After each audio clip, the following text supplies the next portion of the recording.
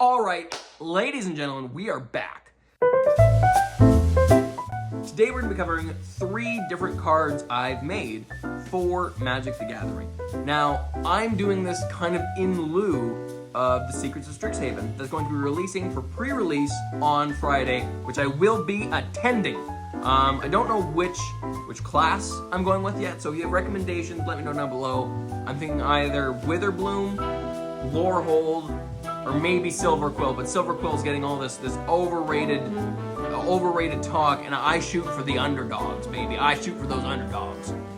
So the first card we're starting out with is just a spirit token creature. This is the last card I made, and so at this point I was getting a little lazy and a little bored. I crushed out these 3 drawings in a matter of 2 days, and I just wanted something a little different. So I figured I'd try a technique I've heard of called photo bashing. Look, it turned out fine. I started with this picture in Canva, moved that over to Adobe Illustrator to vectorize it, and then moved that over into Fresco to then paint over, reblend, and retouch everything. I mean, it turned out okay. I'm not gonna lie. I didn't love it, so I did another rendition. I found some old Chinese watercolor portraits that were beautiful, and I photo bashed them. I got a picture of clouds, I got a picture of a lady. I'm not really gonna cover it much in this video. Same process as the first one, pictures, Canva, Illustrator, Fresco. But this one, instead of painting over, I kind of just traced over a lot of the lines, and I really liked how the line art turned out. That being said, it didn't really feel like genuine art. Will I be using this card in a Lorehold deck with my friends? Absolutely. I always run out of token creatures, especially in a deck that is built to make tokens. I really just want extras, and they're aesthetically pleasing. And if you don't care about aesthetics, when you're building a deck, we can't be friends. That being said though, it just didn't really feel like genuine art. Maybe I'm being too rough on photo bashing, maybe I'm not doing it the right way. Let me know what you think down below, but it didn't really feel like something I made. But with that out of the way, here's the finished card art. I can put both of them up. I will have either links down below for downloads if you want to print all of these cards out. So check those out. There is a fee though, and that fee is liking and subscribing to this channel. It really helps me out so I can keep making content like this, and it helps me gauge what you guys want to see. So let me know, and with that, let's move on to the uncommon creature card. Now, for this uncommon creature card, there's a card that I love called Vampiric Nighthawk. So overpowered for early game, flying, death touch, lifelink, and if you have this in a black and white deck, oh, you throw that with some angels, you throw some +1/+1 counters, you put a little Johnny's Pride Mate on there, oh, you're off to the races. But it didn't really fit with my Witherbloom deck that I might build, so I tampered with it a little bit. I started out with a sketch that was just kind of a rough, blocky sketch, and I figured, you know what, I'll clean this up in line work as I always do, but I think I'm getting the hold of this whole sketching process, this loose sketching. So I wanted to keep those dark shadows. I loved how they looked, so I really wanted to lean into this like comic book black shadow aesthetic, and for the coloring, I just used basically an airbrush to get these layers, add a little depth and texture to it. And I'm really happy with how it turned out. I'm going to be calling it the Bogrot Hound because as far as I know, there is no dog demon card in Magic the Gathering. This being said, my Magic the Gathering knowledge is by no means superior, but I've played a while, I've seen some cards. I wanted to make it. I really leaned into the overgrown aesthetic of Witherbloom, and I also wanted the card mechanics to mimic the way that Witherbloom works with lifelink and with graveyard tactics.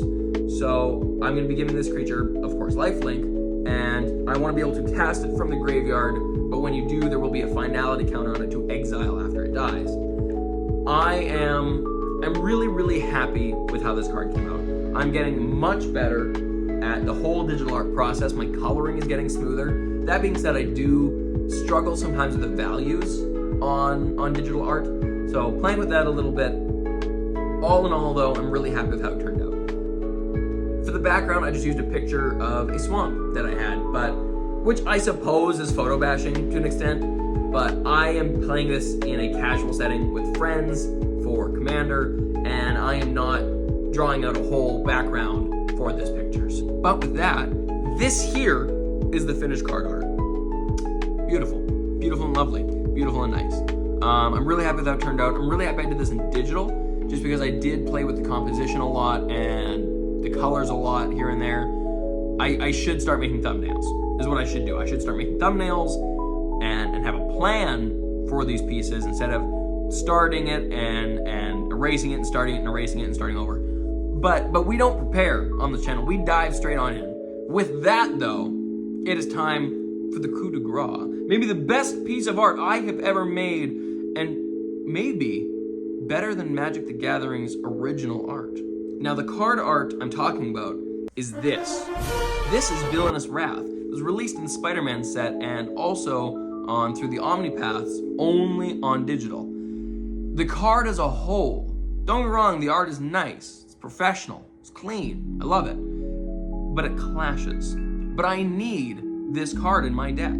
It is an amazing board wipe. It can, if you're lucky, take out an opponent, and if you pair it with Rise of the Dark Realms, oh, ladies and gentlemen, you have no idea what you're in for. Now, this card had multiple renditions. I tried a dragon overhead, kind of breathing fire. Didn't really look great. I tried just an explosion, but the composition felt empty.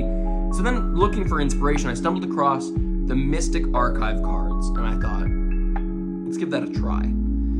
The card art on these is beautiful. The aesthetic is amazing. It's kind of this flat, 2D, almost hieroglyphic art, but still has so much depth. And there's something about that I really want to capture. The sketch for this piece started out like this, which I know doesn't look good, but it was just a way to get the idea. I used an existing card to get the framework for where the text box would be and the header, just so I could kind of make space for the composition and know where things would be placed. But we're gonna skip through the sketching process because it was messy. It took me a lot of renditions and I changed things throughout. So just for the sake of this video, I'm gonna be starting from kind of the nicer sketch I have and working into coloring. Now, for coloring this piece, I kind of gave him a robe, which I don't know why when I think mystical, I think robe. I do need to quit it. This is like the second card art I've made with a robe, but I did like how it looked. I wanted these shatters in the back to kind of be like these angel wings, this angel of death.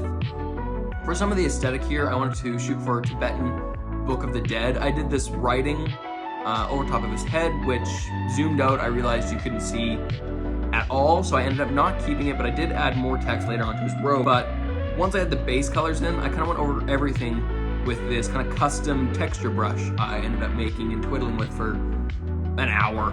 But it turned out really, really nice. I kind of laid on thick to get this almost patina look, and then go in there and erase it with using the same brush as the eraser. It turned out really lovely. My main goal with kind of like the storytelling of this card was that his sheer power was kind of shooting these people out of existence. But the text on his robe say Villainous Wrath, so I thought that was a nice touch. And then just adding in a lot of particles and cutting stuff away with just a chisel brush to really get that look of disintegration. I was really, really, really happy with how this card was turning out, even though there was a lot of things I would end up changing. The halo in the background, I cut away to make more of like the wheel of life from Tibetan Buddhism. And I also ended up in removing that kind of gem there he has on his chest, and I wanted to replace that with a lotus flower, which is purity and renewal, which I kind of thought was a fun touch for this card. And the background, I didn't really want to do much other than add depth. I wanted the light from the wings to look like they were glowing and kind of shooting these beams out. In the foreground, I really added in this kind of smoky effect with just like an opaque brush. And his face for me was hard. At first I was just gonna leave it, but I didn't like it, so I thought maybe like a mask, but that didn't look quite right. And so I figured I'd leave it alone, add in the highlights, add in some more shadows. The piece is really starting to come together. And finally, I just wanted it to have that kind of edge to it. So I ended up putting in a skull reference I have and adding in this kind of skull look under the hood, which I'm really happy about. But there's a lot of detail I added, especially in the robe, just like fine detailing on the gold or detailing with the lettering that it just, when zoomed out, wouldn't show up. I will be getting all these cards printed. There's someone in my city who makes proxies. So I'm really excited to see these on paper and actually use them. But this is the finished card art. Let's compare and contrast, shall we? This one is fine. It works, sure. This one, oh, right at home in my deck. Again, I'll try and get links in the description so you guys can download, print these, and use them if you want. I'd be so happy to see that happen. Take a picture of it, tag me on Instagram just so I can see. It would make my day. Again, don't forget to like and subscribe just so I know what you guys are looking for. If you want to see more Magic the Gathering content, let me know. I might be trying to film pre-release. I'll see what I can get away with in the local game store. I know the video's a little shorter this week and a little faster paced, but I've got finals to study for, I've got pre-release to plan for, so I can dominate my opponents. But with that, thank you so much for watching. I will see you next time.